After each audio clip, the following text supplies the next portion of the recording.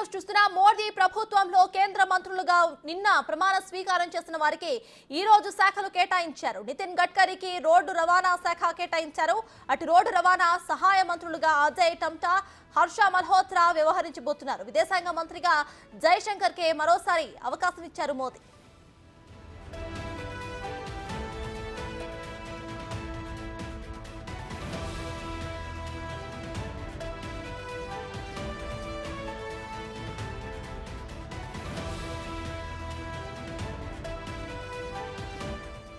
ప్రధానమంత్రిగా మూడోసారి బాధ్యతలు చేపట్టిన మోదీ తన మంత్రివర్గంతో సమావేశమయ్యారు. ఈ సమావేశంలో కేబినెట్ పలు కీలక నిర్ణయాలను తీసుకుంది. ప్రధాని మంత్రి ఆవాస్ యోజన కింద 3 కోట్ల ఇళ్ల నిర్మాణానికి కేబినెట్ పచ్చ జెండా ఊపింది. అలాగే రైతులకు సంబంధించి పీఎం కిసాన్ నిధి విడుదల దస్త్రంపై పీఎం తొలి సంతకం చేశారు. దీంతో 9.3 కోట్ల మంది రైతులకు 20,000 కోట్ల ఆర్థిక సాయం అందబోతుంది.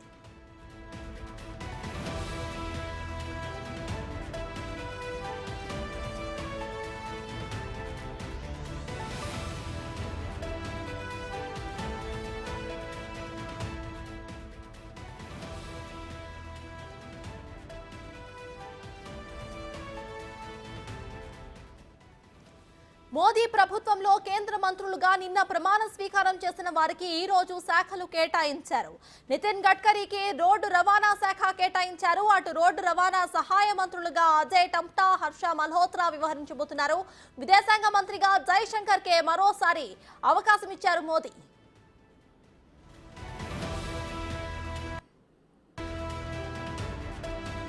ప్రధానమంత్రిగా మూడోసారి బాధ్యతలు చేపట్టిన మోదీ తన మంత్రివర్గంతో సమావేశమయ్యారు.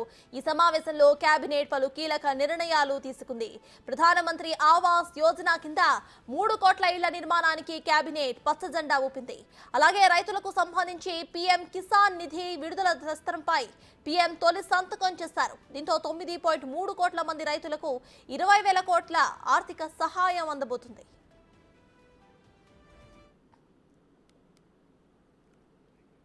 ఇదే విషయంపై పూర్తి డీటెయిల్స్ మా ప్రతినిధి శివ ఢిల్లీ నుండి లైవ్ లో అందించడానికి సిద్ధంగా ఉన్నారు. శివ, చెప్పండి. ఇటు ప్రమాణ స్వీకార కార్యక్రమం చేసిన అనంతరం కూడా నితిన్ గడ్కరీకి రోడ్డు రవాణా శాఖ కేటాయించినట్టు తెలుస్తోంది. అలానే మరికొంతమందికి శాఖలు కూడా కేటాయించినట్టు తెలుస్తోంది. సో ప్రెసెంట్ అప్డేట్స్ ఏంటి?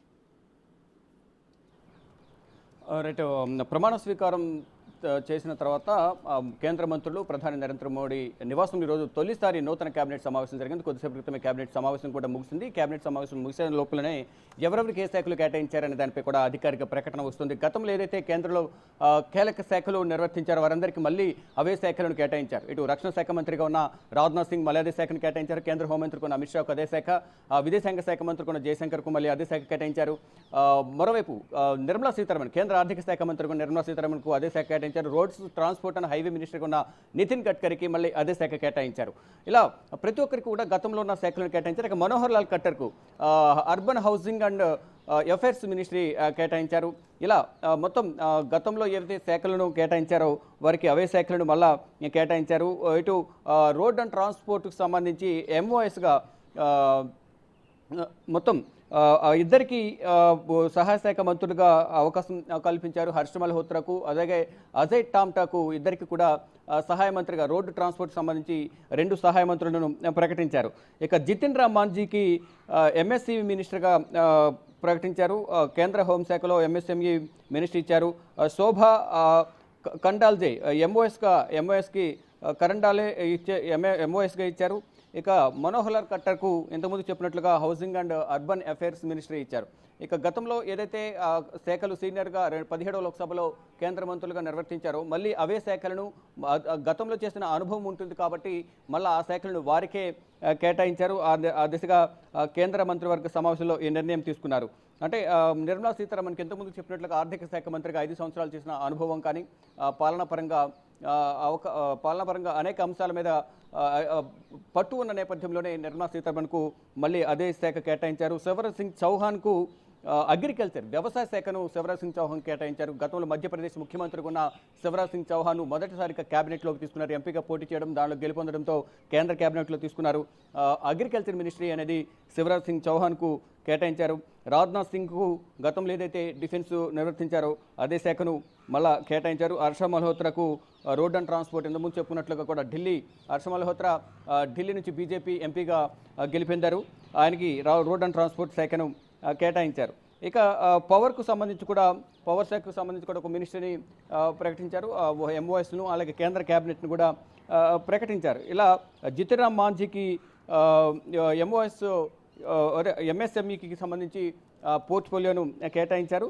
ఇలా ఒక్కొక్కరికి సంబంధించి కూడా 30 మంది కేంద్ర క్యాబినెట్ హోదా, 5 ఇండిపెండెంట్ హోదా సహాయ మంత్రిత్వ హోదాకు సంబంధించి 5, అలాగే 36 మంది కేంద్ర సహాయ మంత్రులు, వీరందరికీ కూడా శాఖలు కేటాయించిన నేపథ్యంలో మొత్తం ఏపీకి 2 సహాయ మంత్రులు, ఒక కేంద్ర క్యాబినెట్ హోదా, మరోవైపు ఇటు తెలంగాణకు ఒక సహాయ మంత్రి హోదా, అలాగే క్యాబినెట్ హోదా కూడా కల్పించారు. ఇటు కొంత సమాచారం మేరకు కేంద్ర మంత్రి కిషన్ రెడ్డికి మళ్ళీ టూరిజం శాఖ కేటాయిస్తారని కూడా ప్రచారం జరుగుతుంది. దానికి సంబంధించి అధికారిక సమాచారం అయితే రావాల్సింది. మొత్తం ఈ 30 క్యాబినెట్ ర్యాంకులకు సంబంధించి క్యాబినెట్ హోదాకు సంబంధించి అధికారిక ప్రకటన ఒక్కొక్కటి ఇప్పుడు బయటకు వస్తుంది. వారి శాఖలను బట్టి వారు ఏ విధంగా నిర్వర్తిస్తారనే దానిపై కూడా వారికి శాఖలను చెప్పి మొత్తం 30 మందికి కూడా శాఖలను ప్రధాని నరేంద్ర మోడీ వారి దృష్టికి తీసుకువెళ్ళి ఈ శాఖలను ఏ విధంగా నిర్వర్తించాలి, గతంలో ఎవరెవరు ఈ శాఖలు నిర్వహించారో ఆ శాఖలను మళ్ళీ వారికే కేటాయిస్తున్నాము. తర్వాత ఈ మొదటి క్యాబినెట్లో ఈ కొన్ని కీలక నిర్ణయాలు కూడా తీసుకున్నారు. పిఎంఏవై కింద గృహాలను దాదాపు 3 కోట్ల గృహాలను నిర్మించేందుకు కూడా నిర్ణయం తీసుకున్నట్లుగా తెలుస్తుంది. మనోహర్ లాల్ ఖట్టర్ హర్యానా మాజీ ముఖ్యమంత్రి, అంటే ముఖ్యమంత్రిగానే ఉండగానే రాజీనామా చేయించి గత ఎన్నికల్లో ఎంపీగా పోటీ చేయించారు. ఆయనకు అర్బన్ హౌసింగ్ అఫైర్స్ మినిస్ట్రీగా అవకాశం కల్పించారు. మొత్తం ఈ రాజ్నాథ్ సింగ్ అంటే కొంత మార్పులు చేర్పులు ఉంటాయని కూడా కొంత ప్రచారం జరిగింది. కానీ ఆ ప్రచారానికి కూడా తిప్పికొడుతూ గతంలో ఏవైతే వారు శాఖలు కేటాయించారో, ఏదైతే శాఖలను నిర్వర్తించారో గతంలో సమర్థవంతంగా వారందరూ కూడా ఆ శాఖలను నిర్వర్తించిన నేపథ్యంలోనే మళ్ళీ వారికి పట్టం కట్టాలనే ఉద్దేశంతోనే ప్రధాని నరేంద్ర మోడీ వారికి మళ్ళా ఇదే శాఖను కేటాయించినట్లుగా తెలుస్తోంది. మనోహర్ లాల్ ఖట్టర్కి పవర్ సంథింగ్ ఇంకొక శాఖ అనేది కేటాయించినట్లుగా కూడా మనకు అప్డేట్ తెలుస్తోంది. ఇక రూరల్ డెవలప్మెంట్ సంబంధించి Shivraj Singh gets agriculture and rural development, 2 శాఖలను శివరాజ్ సింగ్ చౌహాన్కు కేటాయించారు. ఇక ఎంఓఎస్లు కూడా ఒక్కొక్కరికి వివిధ రాష్ట్రాలకు సంబంధించిన ఎంఓఎస్లు కూడా మొత్తం 36 మందికి సంబంధించి ఎంఓఎస్లు కూడా ఒక్కొక్కరికి కేటాయిస్తున్నారు. ఈ కేంద్ర హోంశాఖకు సంబంధించి కానీ, ఇటు ఫైనాన్స్ సంబంధించి, విదేశాంగ శాఖ సంబంధించి, అగ్రికల్చర్, అలాగే మొత్తం ఆరోగ్య శాఖకు సంబంధించి, ఏవియేషన్ కానీ, స్పోర్ట్స్కు సంబంధించి ఈ మినిస్ట్రీలను ఒక్కొక్కరికి సంబంధించి సహాయ మంత్రిత్వ శాఖలను కూడా, అంటే ఎన్డీఏ కూటమి అనేది 22 రాష్ట్రాల్లో ఉన్న నేపథ్యంలో వారందరికీ కూడా శాఖలను కేటాయిస్తున్నారు. ప్రతి ఒక్కరిని ప్రభుత్వంలో భాగస్వామ్యం చేయాలనే ఉద్దేశంతోనే అందరికీ అవకాశం కల్పిస్తూ ఉన్నారు. ఈ అవకాశాన్ని అందరూ సద్వినియోగం చేసుకోవాలి. ఈ 30 మంది మంత్రులు ఏదైతే 100 రోజులు టార్గెట్కు పెట్టుకున్నారో, 100 రోజుల పాలనను ఒక ప్రణాళికను సిద్ధం చేశారు. ఆ ప్రణాళికబద్ధంగా పాలన ముందుకు సాగించాలి అంటే అందరూ సమిష్టిగా పనిచేయాలనే ఉద్దేశంతోనే దీనిలో సీనియర్లందరినీ మళ్ళా ఒకసారి అదే cabinet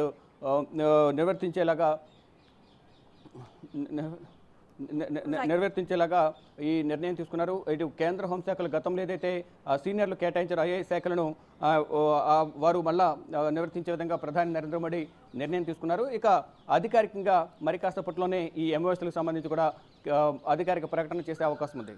right, thank you Shiva.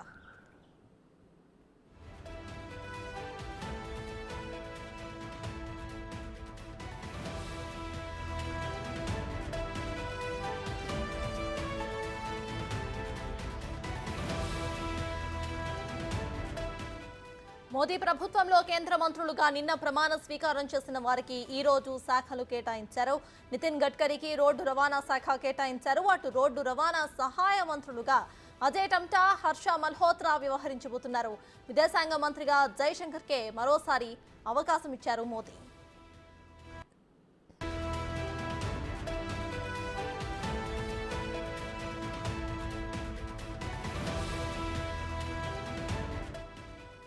ప్రధానమంత్రిగా 3వ బాధ్యతలు చేపట్టిన మోదీ తన మంత్రివర్గంలో సమావేశమయ్యారు. ఈ సమావేశంలో కేబినెట్ పలు కీలక నిర్ణయాలు తీసుకుంది. ప్రధానమంత్రి ఆవాస్ యోజన కింద 3 కోట్ల ఇళ్ల నిర్మాణానికి కేబినెట్ పచ్చ జెండా ఊపింది. అలాగే రైతులకు సంబంధించి పీఎం కిసాన్ నిధి విడుదల దస్త్రంపై పీఎం తొలి సంతకం చేశారు. దీంతో 9.3 కోట్ల మంది రైతులకు 20,000 కోట్ల ఆర్థిక సహాయం అందబోతుంది.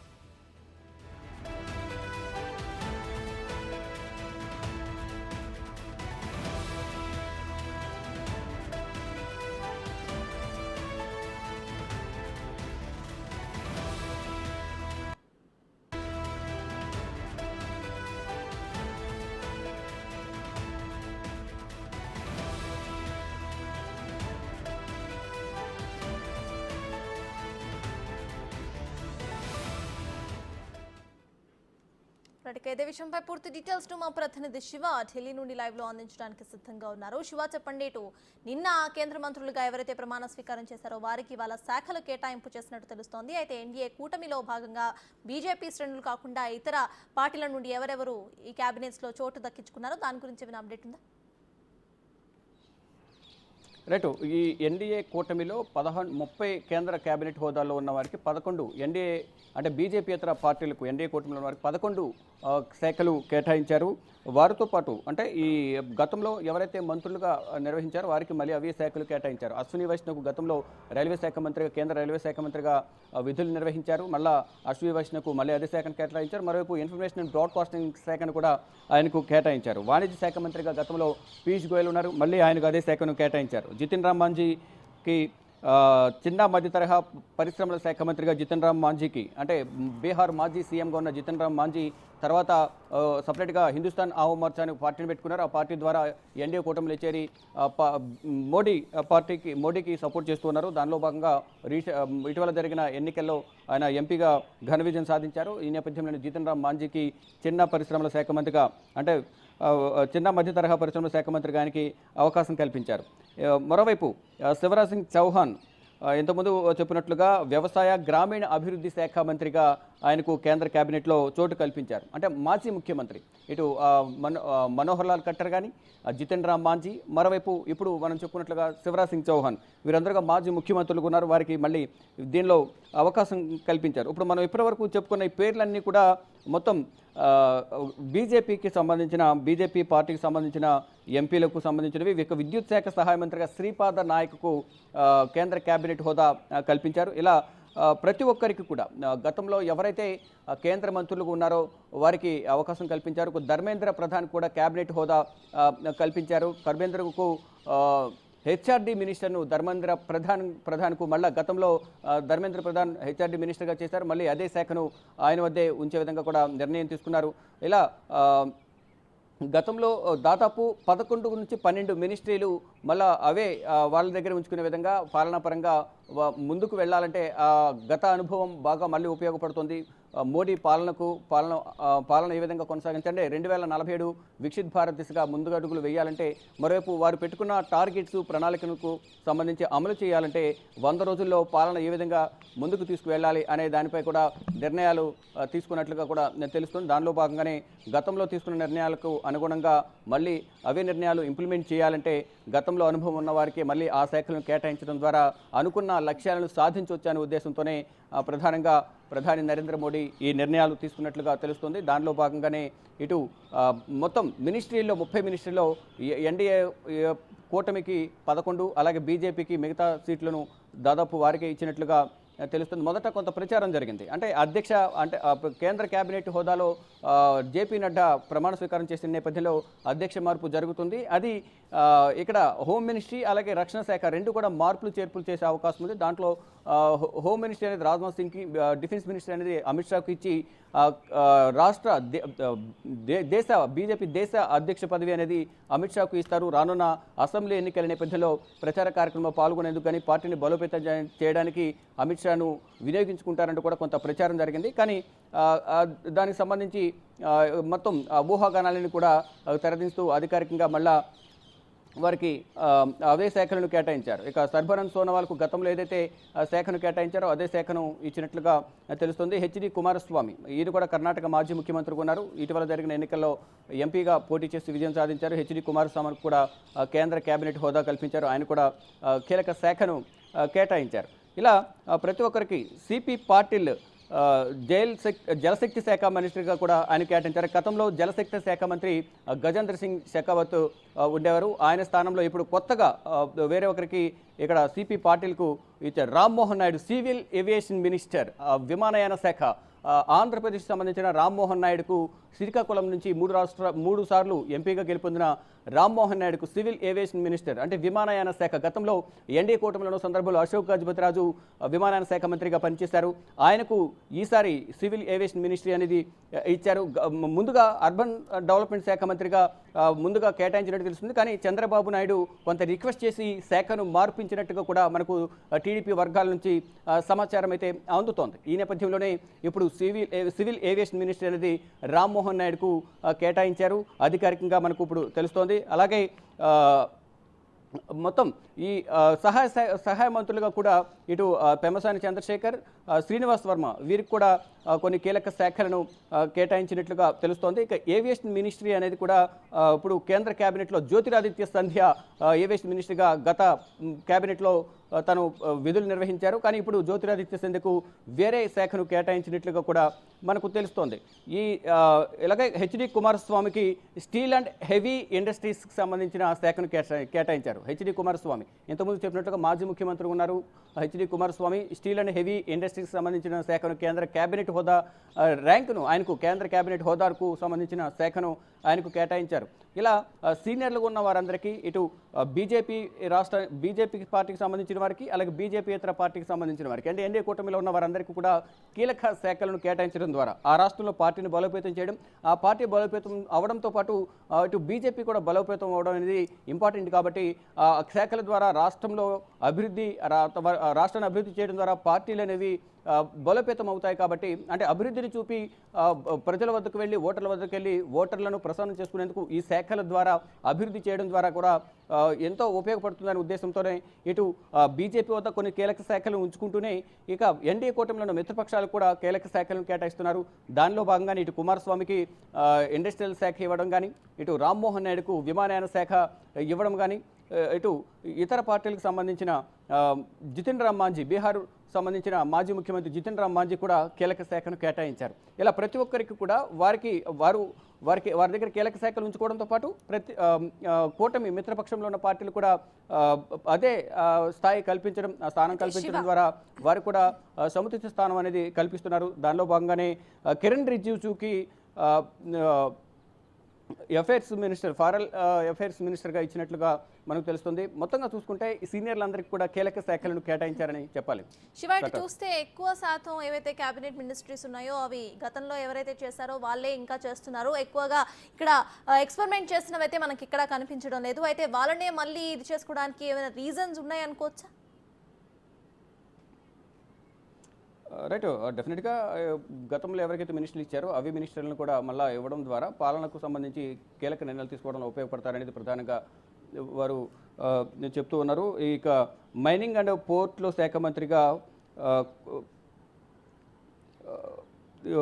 కీలక శాఖను కూడా కుమారస్వామికి కేటాయించారు. పౌర విమాన శాఖ మంత్రిగా ఇంతకుముందు చెప్పినట్లుగా రామ్మోహన్ నాయుడుకు, మహిళా శిశు శాఖ సంక్షేమ శాఖ మంత్రిగా అన్నపూర్ణాదేవి, పార్లమెంటు వ్యవహారాల శాఖ మంత్రిగా కిరణ్ రిజిజు, గతంలో పార్లమెంటు వ్యవహారాల శాఖ మంత్రిగా ప్రహ్లాద్ జోషి ఉండేవారు. ప్రహ్లాద్ జోషి అందరినీ కోఆర్డినేట్ చేస్తూ పార్లమెంటు వ్యవహారాలకు సంబంధించి అందరితో మాట్లాడుతూ సమావేశాలు నిర్వహిస్తూ ఉండేవారు. ఇప్పుడు గతంలో న్యాయశాఖ మంత్రిగా ఉన్న తర్వాత మళ్ళీ శాఖను మార్చారు కిరణ్ రిజిజుకి.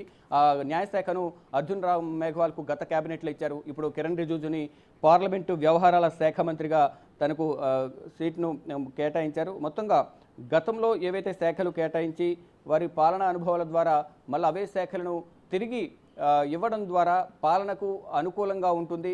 తాను అనుకున్న లక్ష్యాలను నెరవేర్చడానికి ఈ పాలనా అనుభవం ఉన్నవారిని, గతంలో ముఖ్యమంత్రిగా చేసిన వారిని, సీనియర్ ఎంపీలందరినీ కూడా క్యాబినెట్లో తీసుకోవడం ద్వారా తాను అనుకున్న లక్ష్యాలను నెరవేర్చవచ్చు అనేది ప్రధాని నరేంద్ర మోడీ భావించారు. దానిలో భాగంగానే ఈ శాఖలు కేటాయించినట్లుగా కూడా మనకు తెలుస్తోంది. మొత్తం ఈరోజు జరిగిన సుమారు 5 గంటలకు సమావేశం జరిగింది. పార్లమెంటు సంబంధించిన ఎన్నికల్లో సీనియర్లుగా ఉన్న వారందరికీ కేంద్ర కేబినెట్లో అవకాశం కల్పించడం, దానిలో 30 మంది కేంద్ర కేబినెట్ హోదాలో వారు ప్రమాణ స్వీకారం చేయడం, ప్రధాని నరేంద్ర మోడీతో పాటు సాయంత్రం 5 గంటలకు జరిగిన సమావేశంలో వీరందరూ పాల్గొనడం, ప్రధాని నరేంద్ర మోడీ వారందరికీ దిశానిర్దేశం చేస్తూనే వారికి శాఖల గురించి కూడా అధికారికంగా నేరుగానే ప్రధాని నరేంద్ర మోడీనే తెలిపినట్లుగా తెలుస్తుంది. ఆ శాఖను చెప్తూ ఆ శాఖ ద్వారా ఏ విధంగా పాలన కొనసాగించాలి, ఇటువంటి నిర్ణయాలు తీసుకోవాలి అనేది ఈ ప్రధాని నరేంద్ర మోడీ వారికి చెప్తూనే వారి నుంచి కూడా కొంత ఫీడ్బ్యాక్ తీసుకున్నట్లుగా తెలుస్తోంది. ఇక గజేంద్ర సింగ్ షెకావత్కు కల్చరల్ అండ్ టూరిజం మినిస్ట్రీ ఇచ్చారు. అంటే గతంలో జలశక్తి శాఖ మంత్రిగా ఉన్నారు. అనేక సందర్భాల్లో ఇటు పోలవరం ప్రాజెక్టుకు సంబంధించి ఇటు సీఎం హోదాలో జగన్మోహన్ రెడ్డి, ప్రతిపక్ష హోదాలో చంద్రబాబు నాయుడు కూడా పలుమార్లు పోలవరం ప్రాజెక్టుకు సంబంధించి పలుమార్లు సమావేశమయ్యారు. దానికి సంబంధించి కొన్ని నిధులు విడుదలవ్వడం, ఈసారి మాత్రం ఎన్డీఏ కూటమిలో ఉన్న నేపథ్యంలోనే కేంద్ర ప్రభుత్వ సహకారంతో ఈ పోలవరం ప్రాజెక్టును పూర్తి చేయాలనే ఉద్దేశంతోనే కొన్ని కీలక హామీలను ఇటు ప్రధాని నరేంద్ర మోడీ నుంచి తీసుకున్నట్లుగా కూడా చంద్రబాబు తీసుకున్నట్లుగా సమాచారం అందుతుంది. దానిలో భాగంగానే ముందుగా అర్బన్ డెవలప్మెంట్ అన్నారు, తర్వాత పెమ్మసాని చంద్రశేఖర్కు వాటర్ రిసోర్స్, అలాగే శ్రీనివాస్ వర్మకు ఆర్థిక శాఖ సహాయ మంత్రిగా, దానికి సంబంధించి ఒక్కొక్కరికి సంబంధించి ఇద్దరికి శాఖలకు సంబంధించి రావాల్సి ఉంటుంది. ఇక్కడ Suresh Gopi MOS cultural and టూరిజంకి సంబంధించి కూడా సురేష్ గోపికి ఈ టూరిజం శాఖలో కేంద్ర సహాయ శాఖ మంత్రిగా కూడా అవకాశం కల్పించారు. ఇక ప్రహ్లాద్ జోషికి, గతంలో ప్రహ్లాద్ జోషి పార్లమెంటరీ వ్యవహారాల శాఖ మంత్రిగా ఉన్నారు. ఇప్పుడు వేరే శాఖను ప్రహ్లాద్ జోషికి కేటాయించారు. జ్యోతిరాదిత్య సింధికు టెలికాం అండ్ మినిస్టర్ శాఖను కేటాయించారు. గతంలో జ్యోతిరాదిత్య సింధియా ఇంతకుముందు రామ్మోహన్ నాయుడు శాఖకు రామ్మోహన్ నాయుడుకి ఏదైతే శాఖ కేటాయించారో ఏవియేషన్ మినిస్ట్రీ, ఆ శాఖను రామ్మోహన్ నాయుడుకి ఇవ్వడం, ఇటు ఎనర్జీ మినిస్ట్రీను జ్యోతిరాదిత్య సింధియాకు కేటాయించినట్టు తెలుస్తుంది. ఇలా మొత్తం క్యాబినెట్లో ఉన్న మొత్తం అన్ని శాఖలకు సంబంధించి ఒక్కొక్కరికి అధికారికంగా ప్రధాని నరేంద్ర మోడీని ఈ సమావేశంలో తెలిపినట్లుగా తెలుస్తోంది. మొత్తం 30 మంది కేంద్ర కేబినెట్ హోదాలో, అలాగే 5గురు స్వతంత్ర హోదాలో సహాయ శాఖ మంత్రులు ఎవరైతే ఉన్నారో వారు స్వతంత్ర హోదా, ఇండిపెండెంట్ హోదా, మరోవైపు 36 మంది కేంద్ర సహాయ శాఖ మంత్రులుగా కూడా నిన్న ప్రమాణ స్వీకారం చేశారు. ఇక బీజేపీ అధ్యక్షులుగా ఉన్న జేపీ నడ్డాకు ఆరోగ్య శాఖను కేటాయించారు. గతంలో బీజేపీ జాతీయ అధ్యక్షులుగా ఉన్నారు జేపీ నడ్డా. ఈ పదవీ కాలం ముగియడంతో ఎంపీగా పోటీ చేశారు. ఇప్పుడు జేపీ నడ్డాకు హెల్త్ మినిస్ట్రీ ఆరోగ్య శాఖను కేటాయించారు. గతంలో మన్సుఖ్ మాండేయ కేంద్ర ఆరోగ్య శాఖ మంత్రిగా ఉన్నారు. కొన్ని శాఖలు మాత్రమే, 2-3 శాఖలు మాత్రమే ఇక్కడ మార్పులు చేర్పులు చేశారు. ఇప్పుడు జేపీ నడ్డాకు కేంద్ర ఆరోగ్య శాఖ మంత్రిగా కూడా అవకాశం కల్పించారు. జ్యోతిరాదిత్య సింధియాకు టెలికాం అండ్ ఎన్ఈ మినిస్ట్రీగా కూడా కేటాయించారు. ఇలా ఒక్కొక్కరికి కొంత సీనియర్లకు అవే శాఖలను ఇవ్వడం, వారికి పాలనాపరంగా పట్టు ఉండడంతో ఆ శాఖలను వారికే ఉంచడం, మరికొంతమంది సీనియర్లు విజయం సాధించడంతో వారిని ప్రభుత్వంలోకి తీసుకుని వారి సేవలను వినియోగించుకునేందుకు యోచించడం కూడా ప్రధాని నరేంద్ర మోడీ యోచించిన నేపథ్యంలోనే ఇక్కడ కొంతమందికి మార్పులు స్థానభ్రంశం కల్పించి మరికొంతమందికి అవే శాఖలను కేటాయించడం ద్వారా పాలనా పరంగా అనేక కీలక నిర్ణయాలు తీసుకోవడం కానీ అనుకున్న లక్ష్యాలు నెరవేరడంలో వీరందరూ సహకరిస్తారనే ఉద్దేశంతోనే ప్రధానంగా నరేంద్ర మోడీ ఈ నిర్ణయాలు తీసుకున్నట్లుగా తెలుస్తోంది. స్టాటస్ అంటే శివ, ఇటు చూస్తే ప్రత్యేకంగా ఏపీ టీడీపీ మరియు జనసేన ఈ కూటమి నుండి 3గురికి అయితే అవకాశం ఇస్తా అన్నారు. అట్లానే ఒకరికి ఏవియేషన్ శాఖలో రామ్మోహన్ నాయుడు, ఇక ఇద్దరికి సహాయ శాఖలు ఇచ్చినట్టు కూడా మీరు చెప్తున్నారు. సో దాని గురించి క్లియర్గా ఒకసారి చెప్పరా? ఏపీకి సంబంధించి ఈక్వేషన్స్ ప్రకారం అంటే 5గురు ఎంపీలు కన్నా ఎక్కువ ఉంటే మాత్రం ఒక కేంద్ర కేబినెట్ హోదా, ఒక సహాయ మంత్రి, దానికి అనుగుణంగానే ఇటు తెలంగాణలోను ఆంధ్రాలోను అలాగే కేటాయించారు. ఇక బీజేపీకి ఒక శాఖను అంటే సహాయ మంత్రిత్వ శాఖను కేటాయించారు. ఇప్పటికే రామ్మోహన్ నాయుడుకు ఏవియేషన్ మినిస్ట్రీ అనేది కేటాయించారు కేంద్ర విమానయాన శాఖ మంత్రిగా. ఇది ఆంధ్రప్రదేశ్కు కేంద్ర విమానయాన శాఖ కేటాయించడం ఇది రెండోసారి. గతంలో ఎన్డీఏ కూటమిలోనే భాగస్వామిగా ఉన్న టీడీపీకి గతంలో సీనియర్ ఎంపీ ఎవరైతే ఉన్నారో అశోక్ గజపతిరాజు, ఆయనకు గతంలో కేంద్ర విమానయాన శాఖ మంత్రిగా ఆయనకు ఆ హోదా కల్పించారు. తర్వాత రెండో వ్యక్తిగా రామ్మోహన్ నాయుడు ఈ శాఖను నిర్వర్తించబోతున్నారు. అయితే ఈ శాఖ ద్వారా రాష్ట్రానికి కూడా, ఆంధ్రప్రదేశ్ రాష్ట్రానికి గన్నవరంలో ఎయిర్పోర్ట్ ఉంది కాబట్టి వైజాగ్ అలాగే రాజమండ్రి అలా ఈ విమానయాన రంగానికి సంబంధించి కూడా కొన్ని పెట్టుబడులు రావడం ద్వారా కూడా అంటే ఆ కంపెనీలు విమానానికి సంబంధించి తయారీ పరికరాలు, విడి పరికరాలు ఏవైతే ఉంటాయో దానికి సంబంధించి కంపెనీలు రావడం ద్వారా ఉద్యోగం అనేది, నిరుద్యోగం ఎవరైతే ఉన్నారో వారికి ఉద్యోగ అవకాశాలు ఎక్కువ ఉంటాయనే ఉద్దేశంతోనే ఈ శాఖను కూడా చంద్రబాబు రిక్వెస్ట్ చేసి తీసుకున్నట్టు తెలుస్తుంది. దీని ద్వారా ఉద్యోగాలు కల్పించడంతో పాటు ఇటు రాకపోకల ద్వారా కూడా అంటే విమానయాన రాకపోకల రాకపోకల ద్వారా ప్రయాణికుల రద్దీ ఎక్కువ ఉంటుంది. దాని ద్వారా కూడా రాష్ట్రానికి సంబంధించి పెట్టుబడులు పెట్టేవారు కూడా ఎక్కువగా వచ్చే అవకాశం ఉంటుంది. ఆ నేపథ్యంలోనే ఈ విమానయాన శాఖను తీసుకున్నట్టు తెలుస్తుంది. Hardeep Singh puri petroleum and ministry శాఖను కేటాయించారు. హర్దీప్ సింగ్ పూరికి గతంలో అర్బన్ డెవలప్మెంట్ మినిస్ట్రీగా కూడా హర్దీప్ సింగ్ పూరి ఉన్నారు. ఇప్పుడు పెట్రోలియం శాఖను హర్దీప్ సింగ్ పూరికి కేటాయించారు. అంటే ప్రతి ఒక్కరిని కూడా గతంలో సీనియర్లుగా ఉన్న ప్రతి ఒక్కరికి కూడా కొంత వెసులుబాటు కల్పిస్తూ వారి సేవలను వినియోగించుకుంటూనే కొత్త వారికి అవకాశం కల్పిస్తూ కొన్ని శాఖలను మార్పులు చేర్పులు చేస్తూ ప్రధాని నరేంద్ర మోడీ తన టీంను 3.0ను సిద్ధం చేసుకున్నారు. దానిలో భాగంగానే హర్దీప్ సింగ్ పూరికి సంబంధించిన శాఖను కూడా చేంజ్ చేశారు. శాఖను వేరే వారికి కేటాయించడం, హర్దీప్ సింగ్ పూరికి ఇప్పుడు పెట్రోలియం శాఖను కేటాయించారు. పెట్రోలియం మినిస్ట్రీని కేటాయించడంతో ఆయన శాఖకు సంబంధించి కొంత అవగాహన ఉన్న నేపథ్యంలోనే హర్దీప్ సింగ్ పూరికి ఈ శాఖను కేటాయించారనే సమాచారం అయితే ఉంది. ఇక గిరిజా సింగ్ టెక్స్టైల్ మినిస్ట్రీగా గిరిజా సింగ్కు కేటాయించారు. ఇలా ప్రతి ఒక్కరికి కూడా వారి వారి అంటే ఎక్స్పీరియన్స్ కానీ కొంతమంది దీంట్లో ఎడ్యుకేషన్కి సంబంధించి కూడా కొంతమంది న్యాయశాస్త్ర నిపుణులుగా డిగ్రీ పట్ట పొందినారు. కొంతమంది పీజీ డిగ్రీ చేసిన వాళ్ళు ఉన్నారు. వారి ఎడ్యుకేషన్ పరంగా కూడా కొన్ని కీలక శాఖలను వారికి కేటాయించినట్లుగా ప్రధాని నరేంద్ర మోడీ అటువంటి వారికి కూడా పట్టం కట్టినట్లుగా కూడా తెలుస్తుంది. దానిలో భాగంగా గిరిజా సింగ్కు టెక్స్టైల్ మినిస్ట్రీ ఇచ్చారు. ఇలా జేపీ నడ్డాకు హెల్త్ మినిస్ట్రీ, గతంలో పదవులు నిర్వహించిన అమిత్ షా కానీ, మరోవైపు నడ్డా, రాజ్నాథ్ సింగ్, అలాగే మరోవైపు కేంద్ర ఆర్థిక శాఖ మంత్రి నిర్మలా సీతారామన్, వీరందరికీ అవే శాఖలు కేటాయించడం ద్వారా గతంలో చేసిన పాలనా అనుభవం అనేది తన ఆలోచనలకు మ్యాచ్ అయ్యే విధంగా ప్రధాని నరేంద్ర మోడీ తన టీంను సిద్ధం చేసుకున్నారు. ఈ 30 మందిలో దాదాపు 19 మంది బీజేపీ వాళ్ళు ఉండడం, అందులోనూ దాదాపు 10 నుంచి 11 శాఖలు గతంలో నిర్వర్తించిన వారు ఉండడం, మళ్ళా సీనియర్లకు ఆ శాఖలను మార్పులు చేసిన నేపథ్యంలో మరికొంతమందికి ఆ సీనియర్లకు ఇచ్చినట్లుగా తెలుస్తోంది.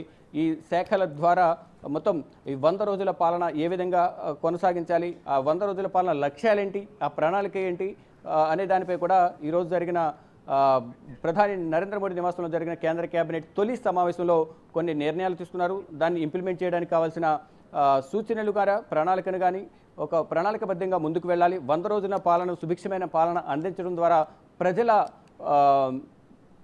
సంబంధించి ఆలోచనలకు అనుగుణంగానే ప్రజల మన్ననలను చూరగొనాలి అనే ఉద్దేశంతో ఈ పాలన కొనసాగాలి అనే ఉద్దేశంతో ఈ సమావేశం నిర్వహించి వారికి కీలక సూచనలు చేసినట్లుగా తెలుస్తోంది. దానికి అనుగుణంగానే ఈ శాఖల కేటాయింపు కూడా చేశారు. ఇటు ఏపీకి 3, అలాగే తెలంగాణకు 2, ఇక కొన్ని రాష్ట్రాలకు ఒక్కొక్క శాఖను కేటాయించారు. ఇక ఈ దీంట్లో షిండే శివసేనకు సంబంధించి కూడా ఒక శాఖను కేటాయించినప్పటికీ వారు సహాయ మంత్రిగా ఉండేందుకు నిరాకరించారు. కానీ వారి సపోర్ట్ మాత్రం మా మద్దతు ఉంటుంది, కానీ సహాయ శాఖ మంత్రి వద్దు అనేది అక్కడ ప్రఫుల్ పటేల్ తిరస్కరించిన నేపథ్యంలోనే గతంలో ఏవియేషన్ మినిస్టర్గా కాంగ్రెస్ హయాంలో కేంద్ర మంత్రిగా వ్యవహరించారు. విమానయాన శాఖ మంత్రిగా ఇప్పుడు సహాయ మంత్రిగా చేసేందుకు ఆయన విముఖత వ్యక్తం చేసిన నేపథ్యంలో ప్రజెంట్ వాళ్ళది హోల్డ్లో పెట్టి ఆ శాఖను వేరే వారికి కేటాయించారు. ఇక మొత్తంగా చూసుకుంటే ఈ కేంద్ర కేబినెట్కి సంబంధించి అందరికీ ఎంఓఎస్లకు కానీ, ఇండిపెండెంట్ ఎంఓఎస్లకు, అలాగే కేంద్ర కేబినెట్ హోదాకు సంబంధించిన అందరికీ కూడా ప్రధాని నరేంద్ర మోడీ శాఖలను కేటాయించారు. సటాస్ అయితే శివ, ఇటు చూస్తే మొత్తంగా ఇదే మీటింగ్లో నెక్స్ట్ పాలన ఎలా ఉండబోతోంది అనే దాని మీద కూడా చర్చించినట్టు తెలుస్తోంది. ఇంకా కొన్ని నిర్ణయాలు కూడా తీసుకున్నట్టు తెలుస్తోంది. సో ఆ నిర్ణయాలకు సంబంధించిన అప్డేట్స్ ఏమైనా వచ్చాయి?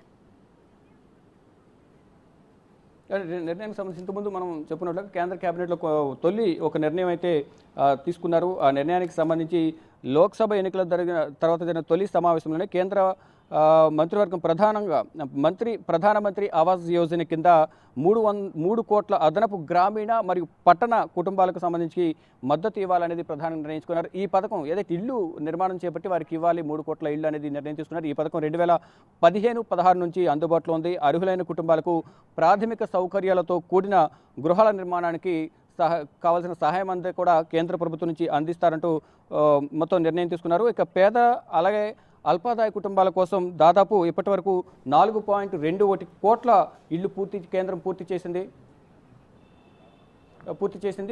నేపథ్యంలో వీటితో పాటు మరికొన్ని కీలక నిర్ణయాలు తీసుకున్నట్లు తెలుస్తుంది. మొత్తంగా ఈ కేబినెట్లో నిర్ణయాలు తీసుకోవడంతో పాటు 100 రోజుల పాలనకు సంబంధించి కూడా ఈ కేబినెట్ సమావేశంలో కొన్ని సూచనలు ప్రధాని నరేంద్ర మోడీ కేంద్ర మంత్రులకు సూచించారు, కొన్ని నిర్ణయాలు తీసుకున్నారు. ఇక ఇప్పుడు వారందరికీ కూడా అధికారిక శాఖలను కూడా కేటాయించారు. పాలన పరంగా తీసుకోవాల్సిన నిర్ణయాలపై కూడా వారికి దిశానిర్దేశం చేసినట్లుగా తెలుస్తోంది. సట్టర్స్ రైట్, థ్యాంక్ యూ శివ.